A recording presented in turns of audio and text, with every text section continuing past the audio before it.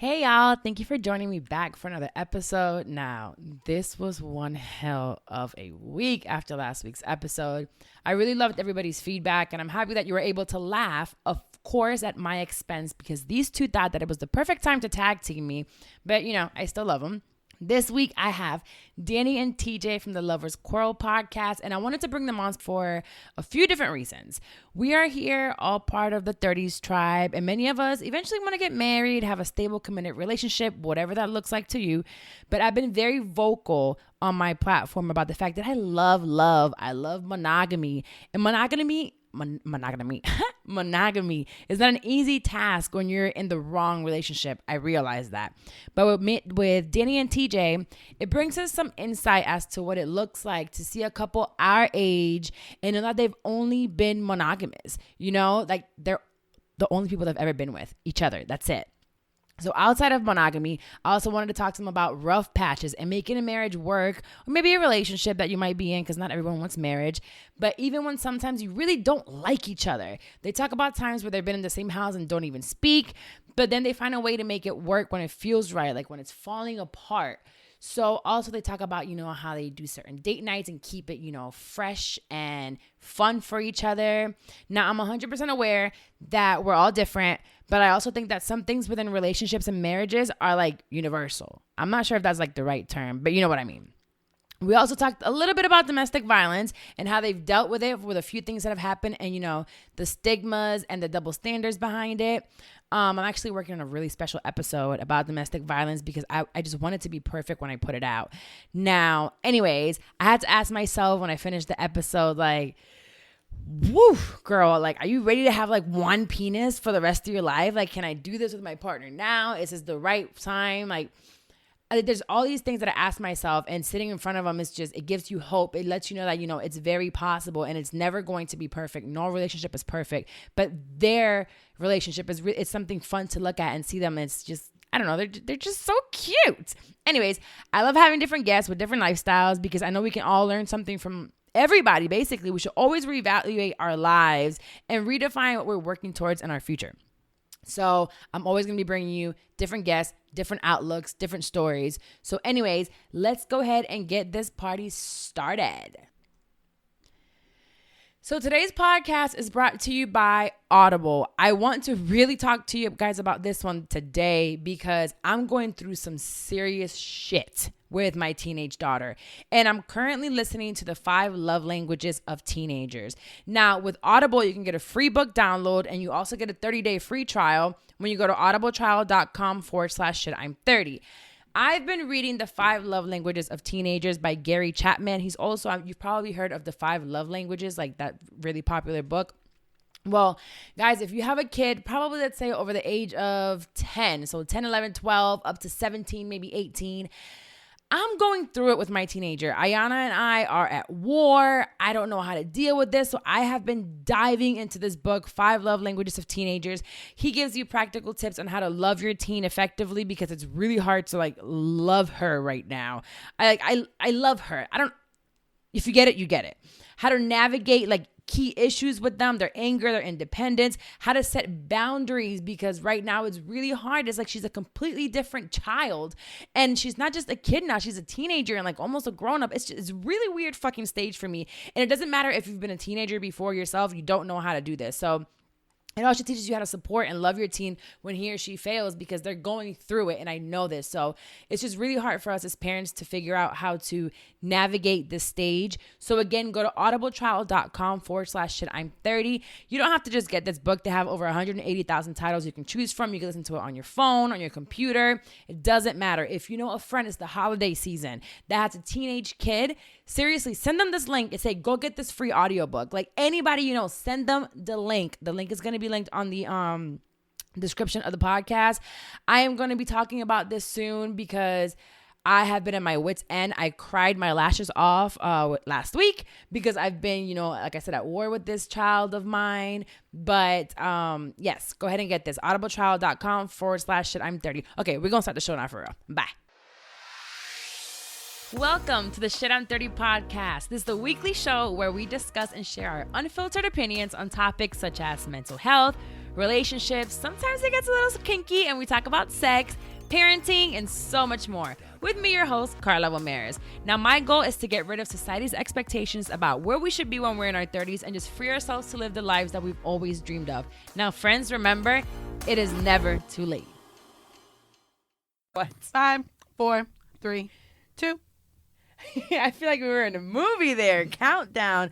Welcome back, guys, to another episode of Shit, I'm 30.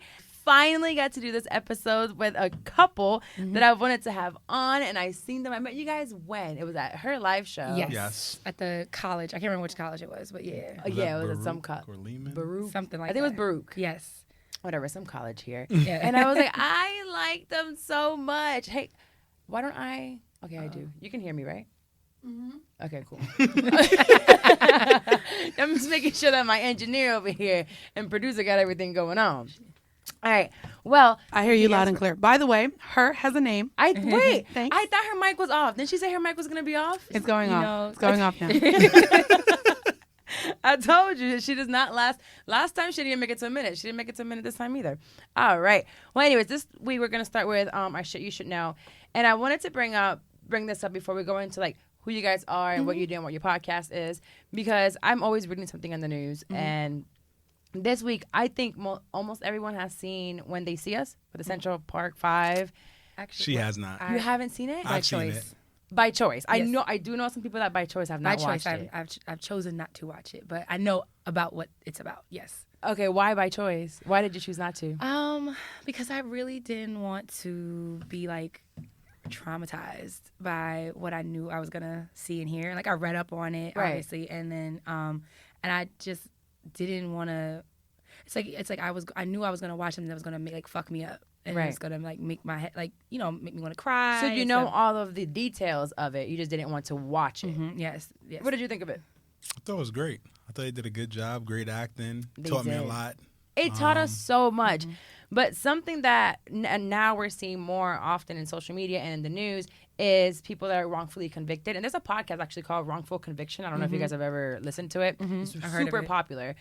So we now saw the Rodney Reed trying to get him out of the death row, and Kim Kardashian doing all of the wrongful convictions and trying to fight for everyone. She was actually on one of those episodes of Wrongful Conviction. I like crime stuff.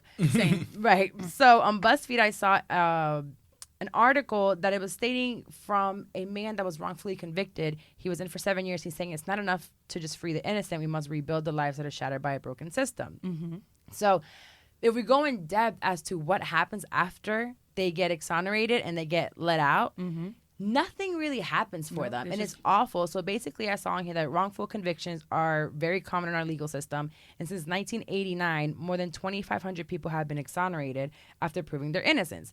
So since then, innocent people have lost over 22,000 years of their lives, so put together.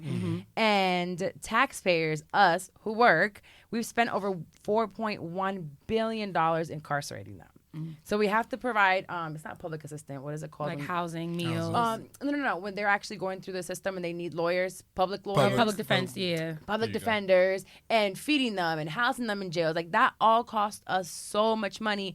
Just because there's cops or prosecutors that are so gung-ho on getting these people convicted that it's no reason. So right now there was a recently elected district attorney, Chesa Bowden, over in San Francisco, and she decided to establish a wrongful conviction unit for the city so that innocent people aren't kept behind bars. The wrongfully convicted usually leave prison with whatever bags of possession they had. So when I think about When They See Us, they were teenagers. They didn't leave until their 30s. So what kind of clothes are that, you know? And people that we don't ever hear of, because out of those 2,500, how many do we really hear about, you know? Just a select few. Very, very few. So they come out with a paper bag of their possessions. If they came on the headlines, those are headlines for a couple of days. We see it on social media, boom, gone. Now what to them? They don't have credit. They might have had family members that they no longer died or they no longer speak to.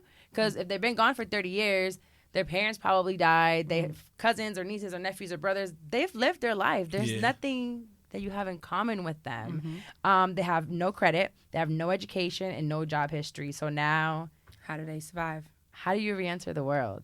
And basically the government or the city is like, okay, you didn't do anything. It was our bad. Go figure it out now. Most of them don't even know what a cell phone is. I would be so terrified. You know, we watch those movies and like it seems like you fall asleep and wake up and it's like a different world. Yeah. That's probably what it's like for them. Yeah. They're behind on life, on everything. For sure. So I wanted to bring this up because we are so quick sometimes to judge a book by its cover. And there are people like, you're a teacher, correct? Yes. What do you do? I work for my fraternity. I'm a manager for new member intake. So awesome. So I was just going to talk about like there's managers, and Mandy and I were talking like creating jobs and starting businesses, and specifically not only her, but I have another friend. She's like, I would love to start a business where I can hire felons or people that, you know, are fixing their lives and saying that they want like changing, and they truly have shown that they've changed. So we have to keep in mind that a lot of us have managerial positions, and sometimes we forget that we started somewhere or that we might need some help. Definitely. So I know that there's people in the system that come out and specifically aren't ready, haven't changed and don't want to change, but there's so many that want to change. And we don't give them that chance just because on paper it shows that they've been to jail or they have, right. Do you guys have, I have family members. Do you know anyone that has been to prison and has come out? Yes. Yeah. So I definitely agree with that as far as the sentiment about having folks be exonerated and released. And then quite honestly, even people who have served their time. Like they did do it and they served their time, but it's like, how do they acclimate back into society? Because our justice system isn't really set up for people to be reintegrated into society, which is why oftentimes why people go back to a life of crime, because that's all that they know. That's and all they can do. And they can't get legit work because as soon as you have to check off the box that you've been convicted of anything higher than a misdemeanor, and then also depending on what it is, then, you know, they're going to look the other way. So I think that having knowing, like I have a relative who was incarcerated for a time and then was released, and he was able to eventually find work, and now he's like, you know, well-adjusted, you know, functioning member of society, because this happened when he was in his 20s. But at the same time, it's like, it's difficult because it's just not what our system is set up to do. There's nothing to rehabilitate them. I was going to say the wrong word. I was going to say rehabilitate. Who's habitating over here? You got me on that one. No, there's nothing to rehabilitate. Fuck this. Somebody rehabilitate my speech. Yeah, there's nothing set in place for it or how to put them back into the society. And I feel like us that are out here and are able to provide jobs, but sometimes we look the other way because it's not affecting us. And until it affects us or someone that's close to us, that's when we decide that we want to do something about it. But I mean, the justice system in itself is like it's a for-profit business, because even though taxpayer dollars do go towards, you know, housing these, you know, people who have been convicted of a crime and stuff like that. But like a lot of these prisons are for profit. So the more bodies that they have inside of prisons, the more cheap or free labor that they get. Because, you know, they're in there, you know, you always see kind of like the cliche of them like pressing license plates and shit like that. But really, it's a private business. It's a business. And that's why, like, as a teacher, like the school to prison pipeline, like if, you know, they are already, you know, what they'll say is like, and I'm paraphrasing, is that looking at the number of like black and brown children that enter like kindergarten, they make a ballpark figure of like how many like prison beds they'll need based on like the 5-year-olds that are starting in kindergarten in certain areas, but like which is typically black and brown children, right? Because they're just anticipating that like of 30 kids, that like 7 of them will end up being incarcerated at some point or something like that. And I mean, again, I'm just I'm throwing around random numbers, but there has been a correlation between the children entering at age 5, the school system, and the number of beds that they will need for prison when they're of age, because of this pipeline that they're just kind of funneling kids through, because there's money to be made in the prison system. That's disgusting. And I figured at the end of the day, how can we fix this? How can we make sure that they're not being framed? And now looking back, I'm like, what if they put a harsher punishment on these prosecutors or these cops or these investigators who plant evidence, who coerce people to, you know, give these testimonies that aren't true? So to me, it's like, come on, like, do something to them. Because even with the Central Park 5, did they even do anything to that white lady? There's really no accountability. No. There's none. So if there's no accountability, why would they stop doing it? At least not then. I mean, now, like, she had to, like, resign from her positions. And I mean, they took her books off of shelves and stuff like that. that. But I'm just saying. It took time to do it, you know, and to go on Netflix. How about the rest of these thousands of people? She's made her money. You know? Oh, yeah. And her book is going to sell regardless. You know, I'm sure probably Trump backed her up and gave her a couple dollars. Like, don't you worry about it. I got you. Probably. So it doesn't matter. Well, hopefully, like, one day probably won't be our generation. We'll see something change, but I doubt that we'll see a difference. I think change is happening. It's just very slow. There are some states that are doing the ban box, like so removing that you have to mark that you are. I didn't know that. Yeah. It's called good. remove. I think it's called remove the box or ban the box is what it's called. Okay. And taking it off a job. Taking it off a job application. So it's a question you can't ask. I think it's definitely in San Francisco, but it's pretty San Francisco's much definitely like heading. It's pretty much coming down that they are trying to remove that, so that way everyone has a fair chance. I know, because it's like sometimes the box is from years ago, but they still have to check it because it can't be a lie. Yeah. So I don't know. Fuck them. And hopefully they pass that on. So anyways, you guys going into you. Yes. Let's talk to y'all for a second. Yes. You guys, so it's TJ and Dani. Yes. Who is in the building, and they are the hosts of Lovers Quarrel. Yes, we are. Hello, thank you. Yes. So how long have you guys been podcasting? Like, who's TJ? Who's Dani? What do y'all do? Like, tell me a little bit about y'all. All right, Dani. Well, Women first. Give your spiel. Thank you. I'm Dani. And I'm This TJ. is my husband, TJ. And we are the Lovers Quarrel podcast.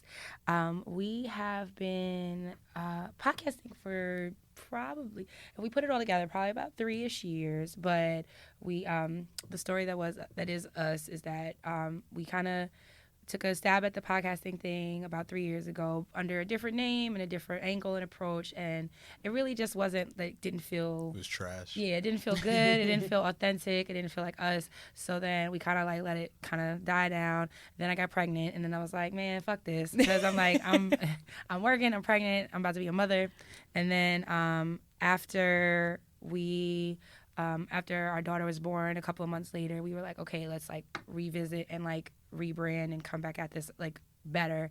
And the thing about it is that, you know, TJ and I have been together for forever and a day, like 15 years. And yeah, shut up. And so Sounds like a long time. and we get a lot of we all have always got a lot of questions about how do you guys make it work? I got questions, girl. Yeah. So because I'm on number like 4-5 right now. so that's why we came up with Lovers Quarrel, because we just like we love each other, but we beef. We fight all the time. Like not physically, y'all. But just like we have a very strong we have a very different opinions about a lot of things. So just kind of showing that you can be with somebody and of differing mindsets and opinions and things like that and still make it work. And we just talk about show how you think differently. Yeah, and just kind of like, shoot the shit. Like we talk about all the things like parenting, adulting, relationships, marriage, family, friendship. All that, yeah. All from like your point of view. And because I mean that's the stuff that no matter where you are in your life, like everybody's kind of dealing with the same ships, like the same relationships and dynamics that we all have to kind of go through. So why not kind of talk about it? I know. Good job, Dani. Thank you. That's why I'm a teacher. I get paid to talk and to teach.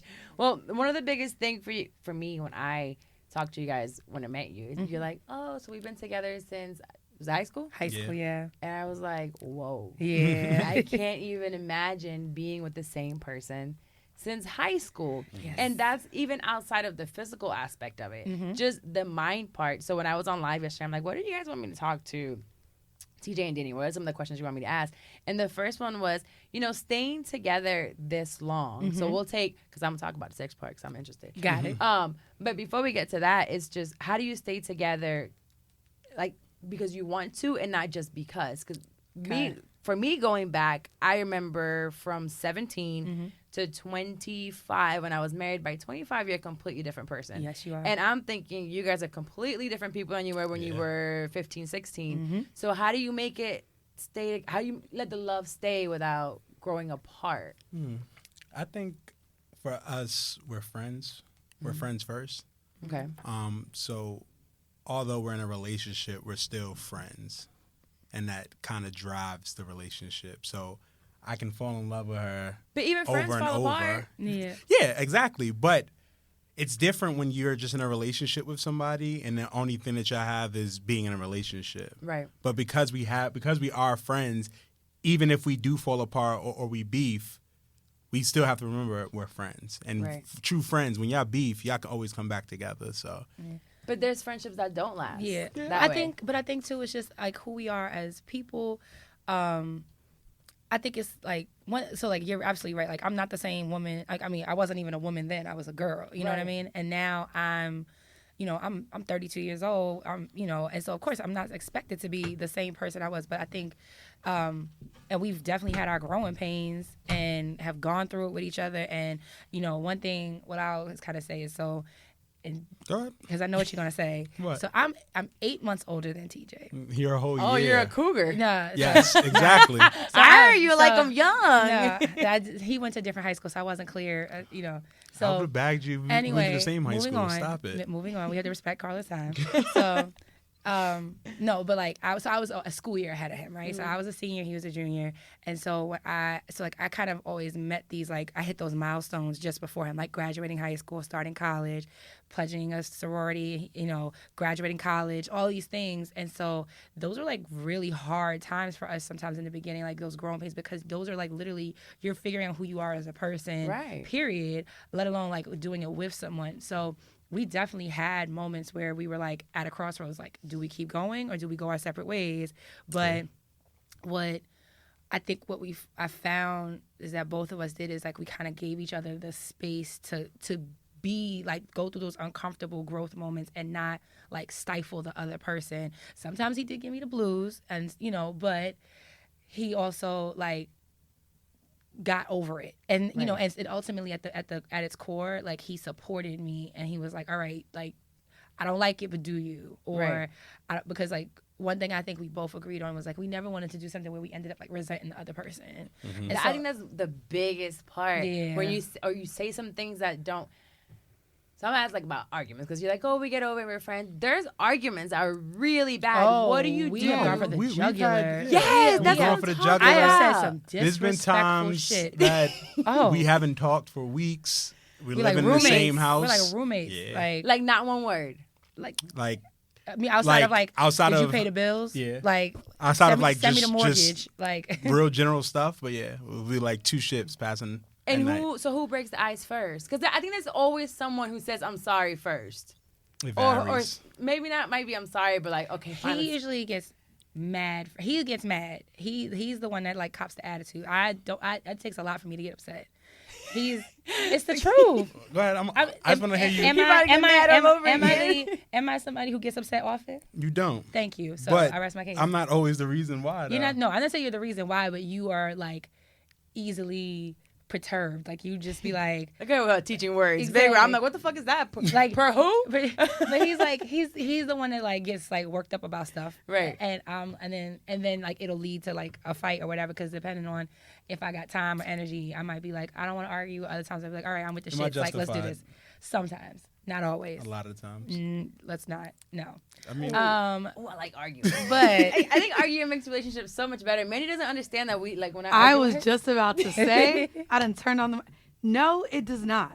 So you see how long they've been married? Yeah, and they grew old together. I'm ready to ask Carla every week. Like I literally had to just tell her, okay, we're gonna get off the phone now. You call me when you're ready to not argue. You see? I don't like confrontation but she said he or gets argument. Perturbed like you, and he gets over it. Was that the word? Perturbed? Yes, it is correct. Great use. They live together. They live together. They have no. I legit will be ready to not even call her again. Do you grow from your arguments? No. Yes. She's lying. We grow. Because we grow from our arguments. How do you grow? Not all of them, but the majority, if we argued about this one thing, then the next argument is not going to be about the same thing, or at least it shouldn't be. TJ, please use this as a teaching moment, not only to Carla, Shut but up. her Turn listeners. that mic back off. One moment. Because I really appreciated this question. So please give us a teaching moment in how you move on from an argument without knowing that you're going to repeat the same argument down the line. Please, teaching moment, please. Okay, Carla, turn your mic off. I want you to listen. okay. So as Dani said, sometimes, majority of the time, I may be the wrong one. I may be the person who's spearheading the argument. And one thing that I've learned is I have to take my accountability for what caused that argument. Right. And then once I've realized, like, okay, she didn't do something I didn't like, I blew up on it. Now I know, like, going forward, she didn't like that. I can't blow up on her. So now I know the next time, if the same thing happens, not to blow up on her off jump. Right. You know, growing from that situation, and then because my biggest pet peeve is like going through the same thing over and over again. Right. So again, if we arguing about dishes, our next argument should not be about dishes again. Right. It should have been fixed. Yes, exactly. Somehow. But that's if you talk about it. So I think your relationship's a little bit different from friendships with her because we just argue about things we don't agree. But in a relationship, because you're living together, and I've been there, like I've been married, and I had a 6-year relationship after that. So the arguments, I remember it would be like, I'll tell you how I feel about something, and then it just happens again and again. But it happened again and again because we kind of shoved it under a rug. Oh, that's definitely happened too. Yeah. Yeah. Well, I try not to make that happen. Right. I try to have That's the my bad, conversation. where Danny doesn't. I will be like, I don't want to talk about it. Or she'll be like, let's Okay. talk Let's about just it. move on. Let's talk about it Yeah. next week. Yeah, but you know what though? So I say that when I'm like, let's talk about it next week, or let's talk about it like tomorrow or something, because I'm someone who really like needs a minute to like process. Like as good as I am with words, as much as I love to talk, when I'm upset, I can't organize my thoughts well enough. Me either. So then I feel like I don't want my words to be taken in the wrong context. Right. I don't want my words to be misunderstood. And then now we're I didn't express myself well enough, and now I'm more upset because now I feel like you're not understanding me, or I'm like, I don't want you thinking you got the best of me. Like, you know what I mean? It's just all those types of feelings. So I will be like I'm someone who literally sometimes like I need to sleep. Shut the hell up. Like I need to sleep on it sometimes. Like I'm literally someone who like I'm the same way. I have to take a step back because what I'm gonna say when I'm angry is not. I can't. Exactly. When I'm mad, I'm not thinking about anything but going for the jugular. Exactly. I want to make you feel like shit. Yep. I want. Yes. I have AK-47 in this mouth. Yeah. So it's gonna go off. Or before, which I've gotten so much better, like it would be just straight to putting my hands on you. Mm-hmm. So now it's like, let me take a step back, and I'm learning as time goes by. Like, we ain't ever fight, friend. It was the boys that I like to hit. I've been there too. I've you know. Yeah, like I had to step back from like putting my hands on people, especially like guys that I'm with, because I'm like, if I hit them enough, they hit me back, and it turns into an altercation. That's not okay. The physical aspect of it would make me feel better. Yeah. And I had to realize, why was I doing it? When I would just let it all out in a fight, then I'd be like, all right, we're cool back again. Let's go have dinner. And they'd be like, no. And the other person's like, no. I'm like, but why not? Exactly. We already fought. It's cool. Like, let's move on. But I Yeah. realized that's not how it works. And that's how the relationship loses respect. Yeah. Because you know? have to, because obviously like violence is not the answer, but I understand that like there's been very rare occasions Talk about where like I just felt like all of my rage just went to my arms, and so therefore You can't stop it. I punched TJ in the face 2 days before he proposed to me. So I want to say that propose. this is a topic that is interesting, and I dislike. Me and Carla talked about this.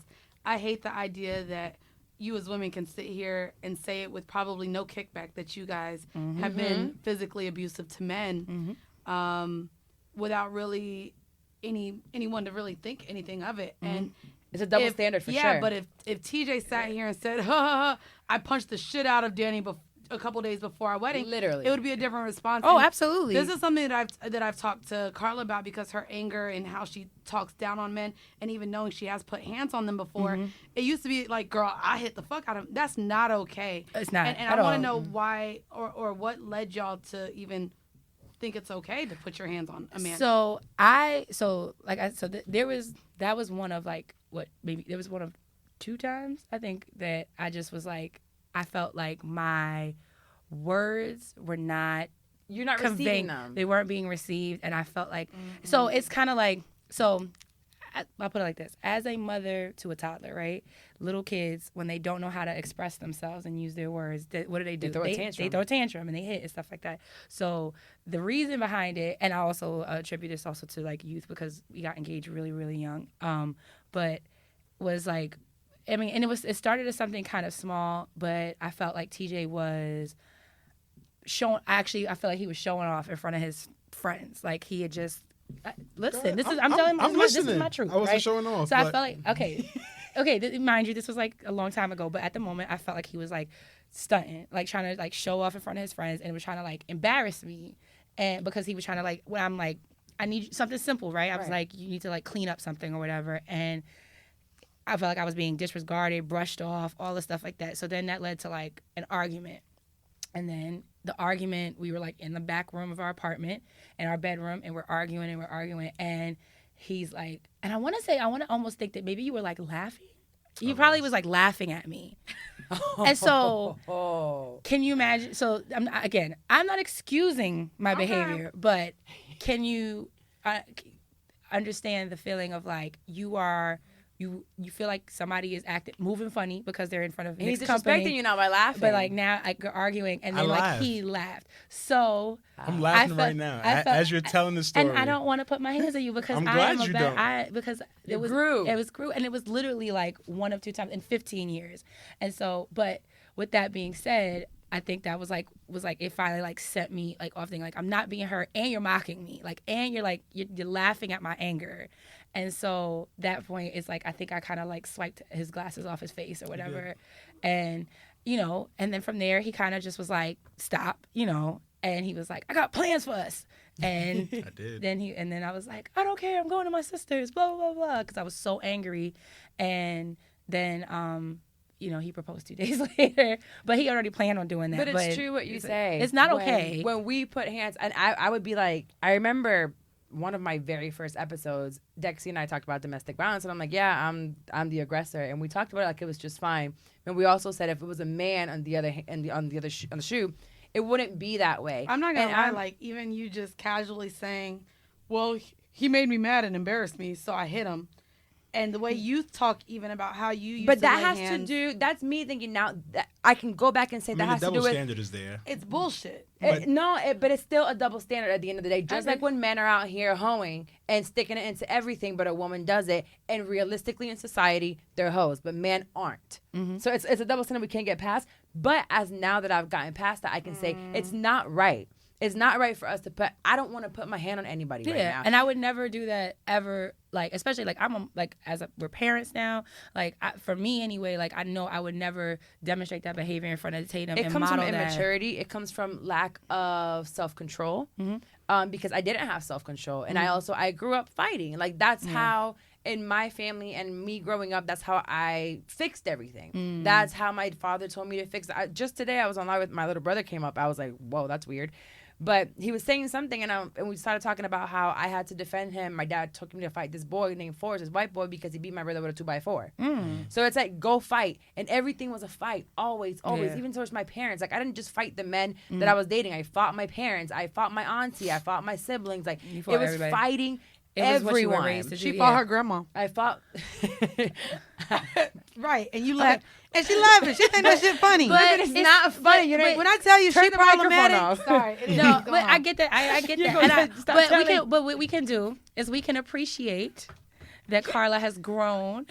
Yes. This is something that you guys being together for so long, some people don't let you grow up and don't watch where you are now from where you have been. And that's brought up for me before from people, not necessarily this hole right here, but I've had others that'll be like, oh, she's out of control, or she's a fighter, she's a hothead. And honestly, I can see where I've changed. Mm-hmm. So if you guys grew from there, you were young, we make really dumb mistakes when we're young. Mm-hmm. Some could be physically, like being angry or, fighting. Others can be, it could be anything. It could have been drugs. It could have been crime. It could have been, there's all kinds of different mistakes that we make, and as long as we grow from them, I think it's okay. Yeah.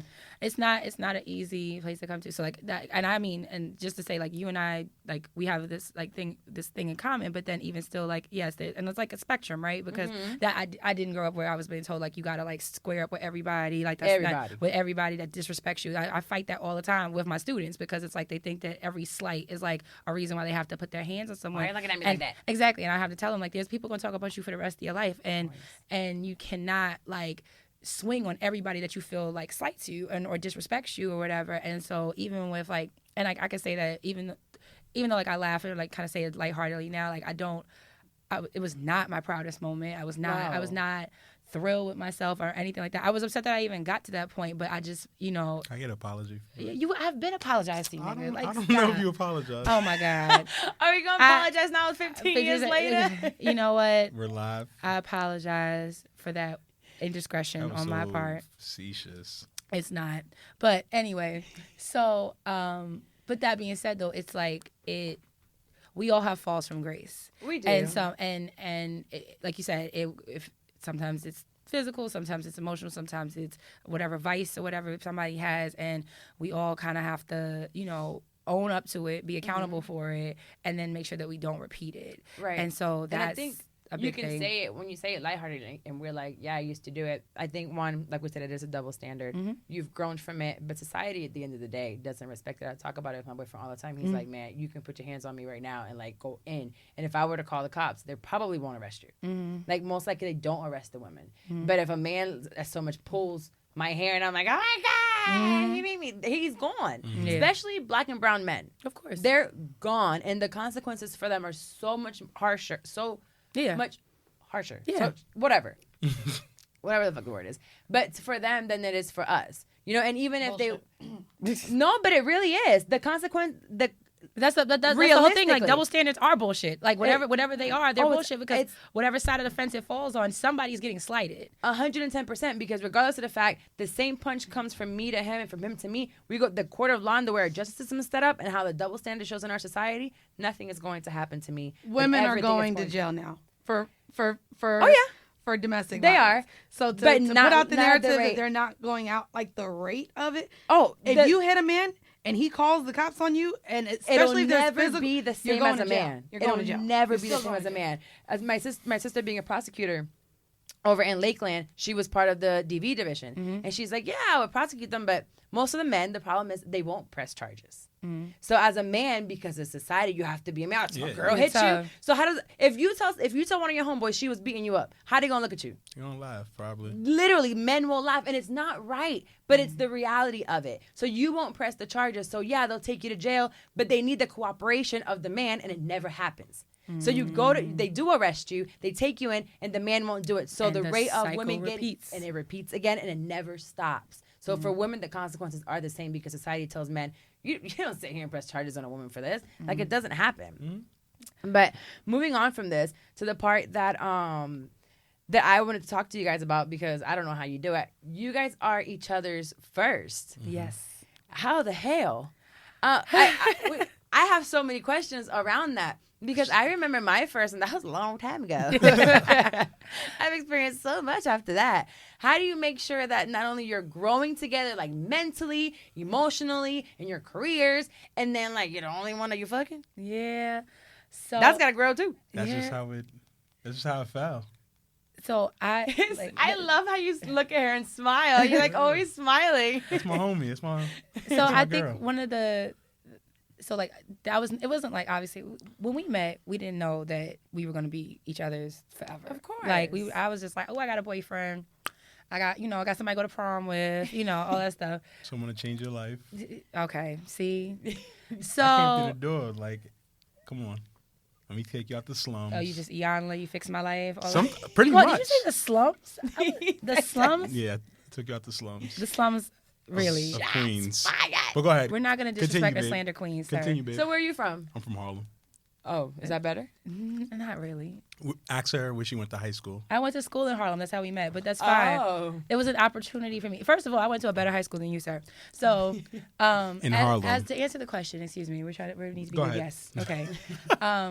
So to answer the question, like, we didn't know that obviously like we were going to be each other's forever. So when that time came, but I think one of the good things about this, is that it gives us the freedom to explore, to try different things, to be comfortable with each other and be comfortable with it, because things, don't get me wrong, things can get stale at times, but at the same time, it's like, I can't miss what I never had. And I mean, I got that question a lot, especially like once we knew that like we were getting married, if I was like, engaged and stuff, and they were like, really? Like one dick? That's it?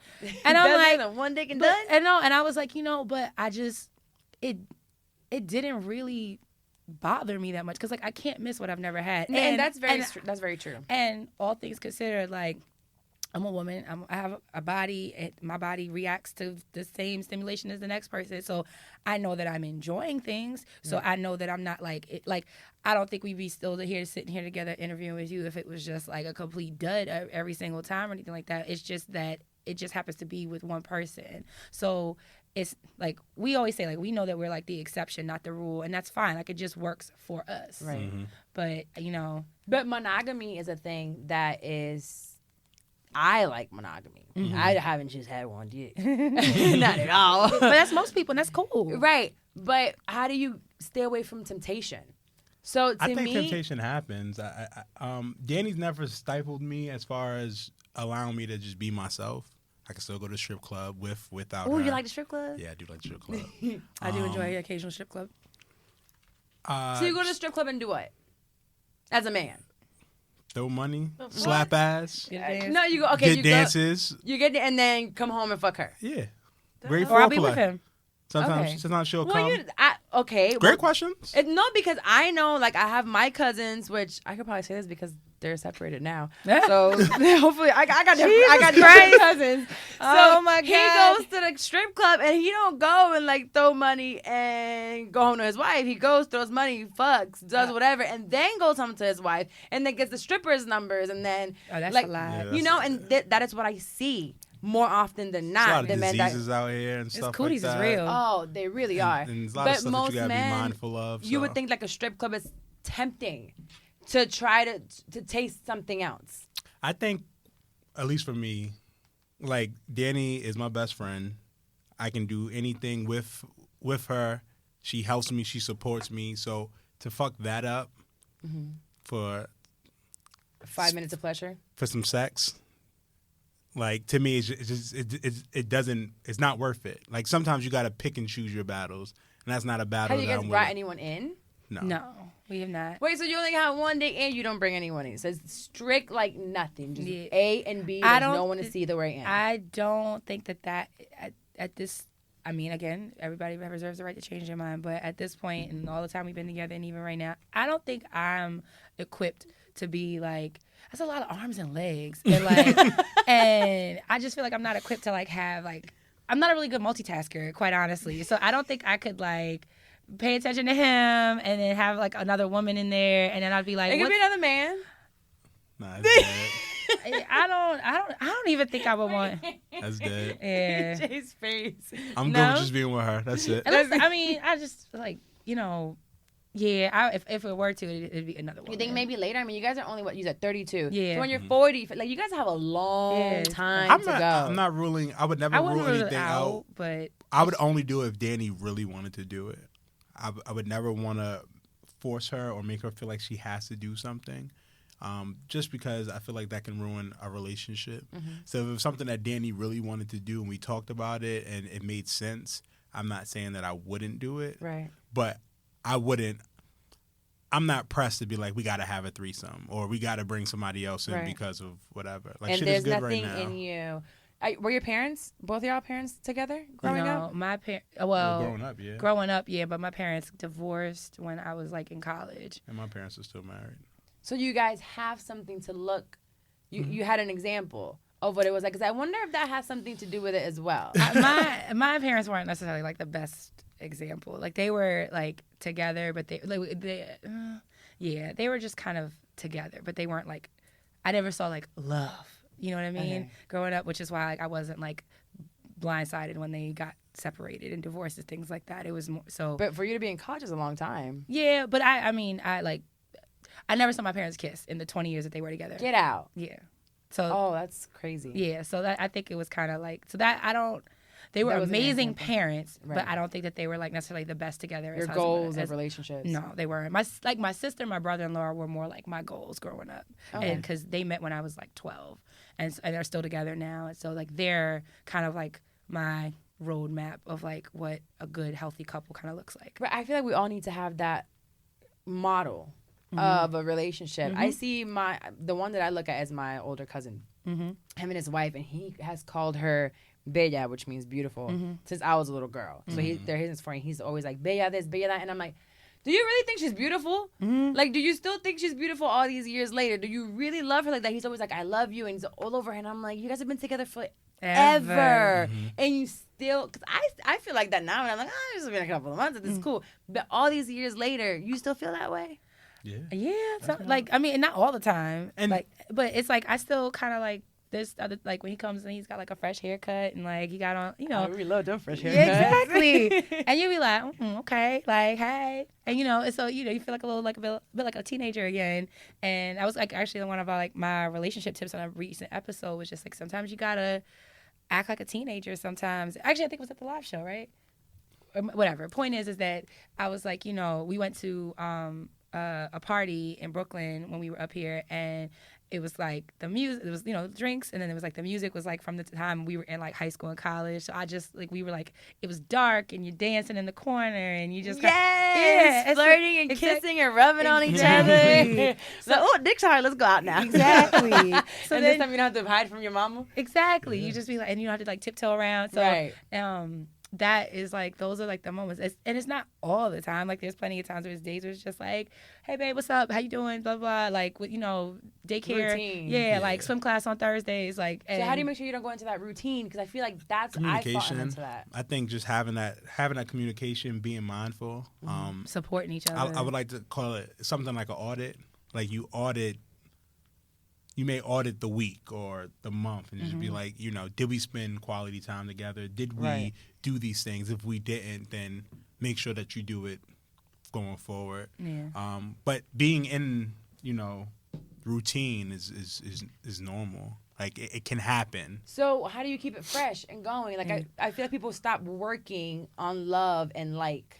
I think like you have to recognize that it does take work. Like one thing that we always say about relationships is like it's not a job, but it's work. And you have like what else? Even like, if you have to schedule it. So like Tuesdays. So Tuesdays is typically, so her sister takes Tatum. Our daughter. Which is our baby girl. Have the light on, dummy. So Tuesdays is TT Tuesdays. And with TT Tuesdays, that's our day. Like that's a guarantee that no matter what, we're gonna spend time together. And what do you do? We may go out. We may record. We may just chill in the house and cook dinner together or whatever. But we make sure that no matter what, every Tuesday we know this is our time. In the evening. Yeah. So the baby stays the night? Yeah, my sister. Oh, so you even get nighttime, so you get good loud sex. In the kitchen, on the couch, rolling around wherever you want on the floor. Yeah, so we get that time in. And we get that time in. And so even though like, yes, it's. So what if you're fighting on that Tuesday? Has it happened? Sure. Yeah. So what'd you do on Tuesday when you're fighting? Then it's like, fuck him. Like, it's just. Pretty much. Try again next week. Does the baby still go? Yeah. She goes regardless. TT Tuesday's happening. Yeah. So TT Tuesdays is always going to happen. So if Dani wants to start an argument, I want to start an argument. It's my turn. I let you talk for 40 plus minutes. Let me go. Shut up. If Dani starts an argument, I'm going to go play some PS4. I'm going to go have some me time. Okay. You go in the man cave. Yeah. And I'm going to go upstairs and I'm going to be in the bed and I'll be on my phone, like, scrolling and chilling. And I'll take my ass to bed because I'm a motherfucker be tired. And then right. And you got to work on Wednesday. And I'll make a whole bunch of noise. Oh, I would kick your ass. Because you're sleeping. We can't do that. We've grown. I forgot. We've grown, Carla. Let's wake up. You turn on all the lights. You've done that for real? Yeah. That's what he used to do when he was like he to be petty. Yeah. Sometimes to be petty. Sometimes just when he was And she only put her hands on you twice. Yeah. She's grown. She grew fast. I'm a quick learner. But no, he you know, like if we're beefing that week or something like that, then you know, so be it. Like things don't work perfectly or according to plan, but you know, and then like when like life happens, because like you know, one thing TJ and I have been like acknowledging lately is like we've been kind of like on a really good like wave with each other, like where we've been like really good. Yeah, and like I think like the second half of this year has like gone so much better than like the first half of this year. I agree with and you. Even like the last 2.5 years, because like the stress of like having a baby and then like my dad got sick and passed away, and then my and I was in grad school, and just he like was the in bumps school. of life, right? So and it's like, just it's straining derailments that you have, and it was a strain on us because like you know, and one of the like you know one of the hardest things I ever had to say to him, and I probably didn't say it because I was under duress, so I couldn't get my words together. Right. But one of the things I had to say to TJ, I was like, you know, I can't stop being a teacher. I need a job, right? I can't stop being a mom. I can't stop being a student. I need to get out of school. And so I was like, the thing, like being a wife was like the thing that took a back burner to like, because of all these other things I was juggling. Right. And that hurt him, and that like really like we were not fucking with each other and not vibing for a really long time. But as things like changed and as we communicate more, we gave it time. And then as like things like started to come off my plate, we were able to then kind of like reconnect. But it was like it was like a hard time, and we're trying to do this podcast shit. I know. And so like, you know, you guys are doing amazing though. Thank you. We're trying here. Do you ever throw out the D word? What, divorce? Yep. Yes. No, Dani hasn't. I don't. I don't play about that. Because that's supposed to be like the really bad word during the marriage. I don't say. I don't know. word. I don't say things I don't mean. I don't know if it's. I wouldn't call it a bad word. It's a terrible word. Divorce happens, right? But you don't bring that. You're manifesting the words. You should not say those words. It shouldn't come out of your mouth. That sounds good and dandy. But when you're pissed off. But when shit isn't going the way that you want it to go and there's a trend continuing, you do think about, listen, we only get one life. We only get one life to live. And I would rather not, like, I would love to be with Dani forever. But if we can't compromise, if we can't find our wave, then maybe we don't need to be together. And it doesn't mean I hate you, but I want to be happy. Like, again, we only get this one time. I don't want to be married for 35 years and 30 of those years we were unhappy. No, I feel you. I've had this argument with my grandma so many times because of my first divorce, and then I just left my 6-year relationship. So she was like, "Oh my God," she was being so dramatic. She was like, "Why can't you just, settle down and get married?" And I'm like, "Okay, well, the first time I told you I'm not staying in a marriage where I'm unhappy. We tried. Yes. And for my first and only marriage, I really did. I was so young and I wanted it to work, but it wasn't going to work. Yeah. And everyone judged me so bad in my family for letting it go. But I didn't care. I'm like, there's no way. Yeah, I'm staying. I'm going to spend the rest of my life miserable. Yes. And then again now, 6 years. And I was like, it took me a while. It took me a long time to get out of it. But I was like, I'm not going. If I pass away where my dad did at 60, I still have 30 years. Yeah. 30 years of unhappiness? Exactly. Of this there's no way. Yeah. That's a long time. I saw that's it as why. like a, That's why when I use the word, I'm using it to say, like, we are in a critical situation. Right. And shit's I'm serious about this. I'm not I don't use it as a way to, like, hurt her or anything like that. If I'm using it, I'm really using it because I'm like, yo, we're getting to that line. And let's scale back or we're going there. Yeah, exactly. So I felt like that.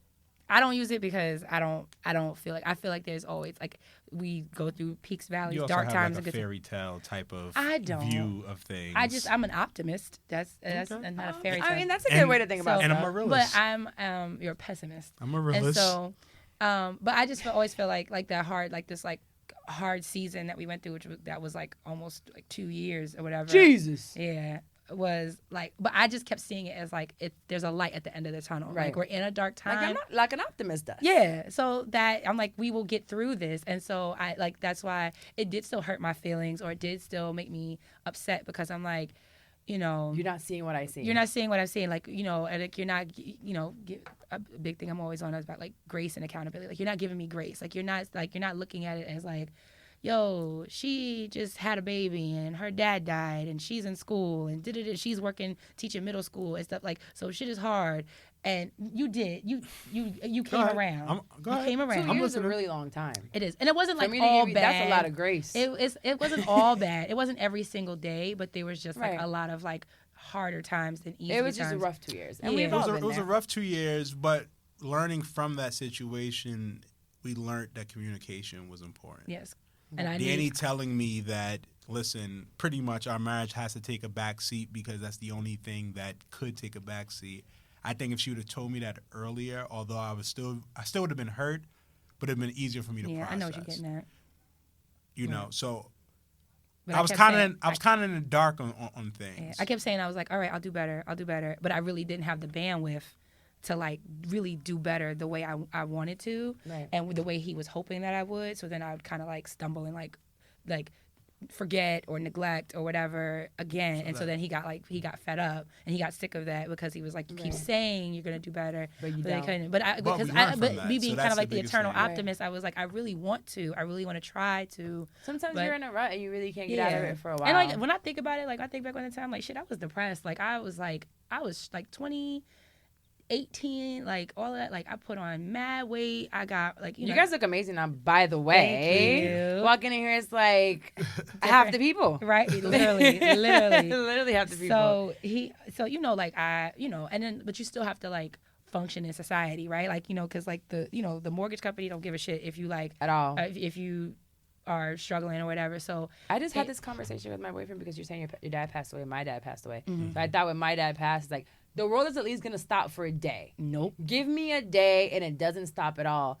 But putting all this together, to wrap this up, it's just you guys and your story. It just comes to show that if you like put work and have patience and give grace and communicate, it can work. It can be done. Because there are people that don't believe in monogamy and they think that people are delusional when they think that they can be with one person for a long time. But we're living proof. You're living proof, and it doesn't mean that I'm delusional for wanting it, because No. I want this. Might not be. I'm past the one dick thing, That's fine. You can still find it. I still want. My goal is that monogamy. You find your forever. Right. And that's a beautiful thing. You think should everyone search should and find find- it. And I'm not gonna stop till I get it. Exactly. They should find what works for them. Yeah. Right. That's- Everybody works different. Yeah. Yes. So what works for you guys is not going to work for the next person. But I think se, it's yeah. pretty universal. The communication and compassion and Definitely. understanding Oh, yeah. that you guys have for each other, and that friendship of like, even if we fight, I love the Tuesday thing. Yeah. Whether you fighting or not, that Tuesday is happening. What about before the baby? Did you have Tuesdays also? Nah. No, It that was started, it's it started with So our Because sister things got rough after the baby. yeah, I mean, because we were both getting our masters, so her sister seen that Dani was like drowning. so she was like, "I got you." So I could That's like, amazing. so I was doing like Oh, yeah. homework. Oh yeah, like my sister is the GOAT. Like, Yeah. That's dope. and so it was just like for you to do homework, for you to do whatever. And but before the baby, like we obviously had more flexibility with our time and our schedule, so it was a lot easier to do stuff. And after the baby, it has to be a little bit more structured or routine, Right. at least for now, because she's still little. Like, but it's still so necessary to have that time like carved out. And I mean, like we legit could do like nothing but just be sitting on the couch like watching a movie. That's my favorite. But it's the best because it's just like you just want to like you don't necessarily have to say a whole lot. You just gotta just be in each other's space and not have to be like on. Like you could I could Right. turn the mommy brain off. I could turn the teacher brain off. I could just kind of like be up under him and next to him, and we could shoot the shit and like joke and laugh and stuff. And then that way, that's just one night a week, because even on the weekends, like sometimes we have like, we have friends, we have social lives. Right. So then you have to split your time with, your friends and your other people, because that's important Not too. losing yourself in the Without, relationship. with not losing Yeah, yourself. Got to be individuals. Yes, First. that's another big thing. Is like we like have to it's not easy, especially coming from like literally growing up together. Right. It was understanding that like we are our own individual people. Like we're Dani and TJ, we're Lovers Quarrel, we're all stuff like that. But I have my own very like my aspirations, my goals, the things I like, the things that I want to do. My friends, he has all the same things for himself, and it's like he said, like when he wants to go on a guy's trip, whatever, peace the fuck out, bye, love Really? you, mwah, see you You're later. good. So you go on guys trips, you go on girls trips? Yeah. And that's awesome. Yeah. I don't think some people are mature enough to do that. Oh no. Or don't have like the confidence to do that. But let's roll over real quick, because it's gonna have stuff to do with relationships anyway. So unsolicited advice, and this one, it's actually someone that is married, and I don't know if you guys work in the same city, so you don't travel. But have you ever had a traveling job? Well, he actually is. I travel. He's traveling for Oh, work now. Yeah. perfect. Yeah, he leaves next Okay. week. Oh, okay. So this is gonna be good. It's gonna be good. Okay. 'Tis the season of engagements. Now brace yourselves, because right after Thanksgiving, all the way until Valentine's Day, you're gonna start seeing everyone and their mama posting on Instagram and Facebook that they got engaged. Most of the time I'm like, damn girl, I didn't even know you had a boyfriend. How you got a rock on your finger? Or did I just see you with little Johnny last week? But anyways, I digress. Let me mind my business. I'm just kidding. But now that you have that rock on your finger, ladies, according to a recent Zola survey, 96% of couples think that planning their wedding was stressful, and 86% suffered stress-induced symptoms like insomnia, breakouts, and even lower sex drive. I mean, seriously, how's your sex drive gonna go down right before you get married? Don't you want to be like, ready to get it on every time you think about like your husband and you look at that ring? This is when Zola comes in to save you. So Zola makes wedding planning easier and less stressful with wedding websites, registry, invites, and a guest list manager all in one place. You get a free wedding website design, I should say.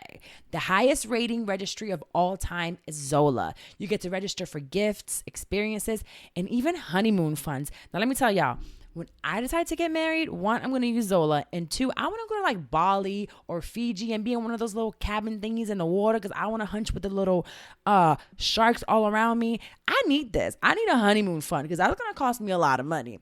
But you also get beautiful, affordable invites and papers that are all designed to match your wedding website. This is your day, ladies, and you want it to be like a fairy tale and just perfect. They're going to help you collect addresses and track online RSVPs with a free guest list and manager. You know you got to track those RSVPs because there's always that one auntie and uncle that are going to show up late as hell, not RSVP, and then they're going to have a plate at the wedding. Ciao, please. So Zola has helped over 1 million couples get married. They're going to help you too. Now go to Zola.com/Carla30 today to get your free personalized paper sample. Then use the code SAVE50 to get out 50% off the Save the Dates. Again, that's Zola, ZOLA.com/CARLA30 and use promo code SAVE50. I'm going to tag it on here. I know you guys are going to get your rocks on that finger, get your man, get your wedding started, and I don't want your sex drive to go down or get depressed. So Zola.com/Carla30 today. Now, let's get back to the show. So this one says, my husband started a new job almost a year ago where he travels 90% of the time. I like having space and me time, but my issue is that he's at a constant risk of picking up nasty things. Let me explain. Bed bugs have always been a huge concern of mine, being that they're commonly hiding in hotel rooms. Oh my God. The other day while he was out of town, he sent me a picture of him covered in insect bites. I automatically thought it was bed bugs. The doctor diagnosed him with having scabies infestation. Guess what? Now I'm covered in bites. Supposedly, there's an incubation period of 4 to 6 weeks. When I count back, he was staying in a hotel around that time. I'm fed up with being worried about catching something. Scabies can be hard to treat and control, so I'm worried whether I can get rid of it. I told him that I'm close to leaving and getting my own place or separating because I'm tired of being exposed to illnesses due to his job. Am I wrong for this? What should I do? Because I really want to leave my marriage at this point. Oh. When she first started, I feel like she was mad about something else. I thought she was talking about, like, I think my husband's dicking people down. Yeah, exactly. Right. Like, when I think about the things that he was bringing home, I thought you were talking about, like, STIs. Me, at first I did, too. I'm like, oh, scabies are bad. That's disgusting. How do you get scabies? Like, it's like bugs. I have, my crackhead brother had them before, and it was from, like, sleeping in beds with, like, some hoes. It's disgusting. Because it's like the little microscopic bugs like bite on you. But then it's like a rash. You get this, and it's painful. And then people like pick at it. It's really, really painful. Got you. It's disgusting. So from what I saw, I think she was already annoyed with him leaving because 90% of the time is a long time. That's crazy. That's a lot of. That's like dating like an athlete. They're always gone. Yeah. But I don't know how I would deal with. Well, my first question, what hotel rooms is he staying at? Yeah, what kind of job do you have? I feel like they keep him at the Motel Pause, 8. just so you guys know. Scabies is actually transferred skin to skin. So this nigga's cheating. So her saying that it's from the hotel, that's actually not. That's why I was asking. So it's actually from handshakes, hugs. Scabies is contagious and spreads quickly through close physical contact in a family, school, or nursing home. So it's a skin condition caused by a mite. So it's more so of a skin infection. It's not. But you have to have it. Like, you have to have it. And no. Check if you can get it from a bed, because they were saying my brother got it from a bed that he got. But they said school, like, it's so... Yeah, but it's still skin to skin, so you have to like be little kids, somebody. they always... Yeah. Well, what would you do in this situation? Because it's the job. You know, okay, so if TJ was bringing home cooties... Well, see, I need Mandy to, like, clarify this, because if this is like legit cooties where it's like the hotel is giving it to him, like the hotel giving it to me, we suing. We get some bread. but see, bed bugs is like, or those types of things are so common. Even if it was bed bugs, they're gonna comp us or something. We're gonna get a free room. But you didn't have to pay for it. It's work. So it's like, what do you? At the end of the day, that's his job. That's his livelihood. That's how he's taking care of the family. Yeah, I think. So what I would say is that there might be more to the story as to what's like something's upsetting her more than just like this. So that to me could be one, because like 90%, like you said, is a very long time. So like TJ is gonna actually like really be starting like an upswing in travel, like from like now until April is gonna be like a really like crunch time for him and traveling a lot more. But it says that scabies mites live anywhere on the body. So it's between fingers, wrist, elbow, knee, waistline, breast, genitals, head, neck, palms. My head's so itchy. the idea that it's like coming from hotels, I think that is more so bed bugs. Bed bugs. But I think honestly, she's more of a germaphobe than anything. It says that who gets scabies? Anyone can get scabies, but those at higher risks are sexually active adults, prison inmates, people in institutional care, people living in crowded conditions, and people in child care facilities. Yeah. So the idea that it's just coming from her staying in hotels, I think is Maybe it's asinine. I think she's also think more she so of a knows that he's germaphobe cheating. and trying to find a reason. A reason for him to quit the job. Yeah, like she No, wants him but- home. But I not think only she, that, she knows he's cheating and she wants him. That's it. She want to leave. So and if it's something like this, technically any job he has, he's probably going to come into contact with people Right. or Yeah, maybe doing things that he could still get sick. He could get dirty. He can catch anything. You're right. So Listen, I know. I think that she's full of shit. Yeah. So it definitely seems like there's more to the story. So if we're gonna go for argument's sake with the surface of like, okay, this is what it is, then like if you really like are a germaphobe, but you want to salvage your marriage, your marriage, then like he needs to like sanitize and he needs to like bring your own bed sheets, all that stuff like that. Now on the probably the realistic side of things where there's way more to the story, then if you're not happy, girl, then just leave. Call it what it is, and call a spade and leave. We just talked about it. Don't stay in a situation where you're unhappy. If you're unhappy for whatever reason it is, where it's the job, that he's traveling too much, whether it's just you guys grew apart, it's just not there anymore. Remember, you are a germaphobe and he's not, and you're over it. Maybe you need to find somebody who's cleaner than he is for whatever reason. These are grounds for leaving, I think. Yeah. If you've already tried it and it didn't work, ultimately we got to be happy. Have to be happy. We have to stop. Making people feel bad for wanting their happiness. Yes. Yeah. And we do that. We shame people All for the wanting time. to be happy. Yeah. Like there's something wrong with you being happy. Yeah. That I hate that. But don't sugarcoat shit either. Like don't like in that sense of like trying to pass it off as I don't want to. I think he brought home scabies and that makes me happy and I think I want to leave. But it's just like no, there's probably like that's probably the icing on the cake. Yeah, like that shit, like that might be like the final straw, and that might be like okay, this is like a physical manifestation of like it could be a sign, right? This is God bringing you a scabies Exactly. sign. Leave him already. Like a plague of locusts, and it's like scabies. Like it is so gross. And I mean, I teach in a pre-K to 8 school, so I see all types. And I've had laryngitis, pink eye, all that stuff like that because it's like when I was working more on the elementary side of things. So I'm like, I know what it's like to bring home, cooties and like our daughter's in daycare, so she's always got like a cough and stuff like that. But we ain't never had no damn scabies. Like, none. Yeah.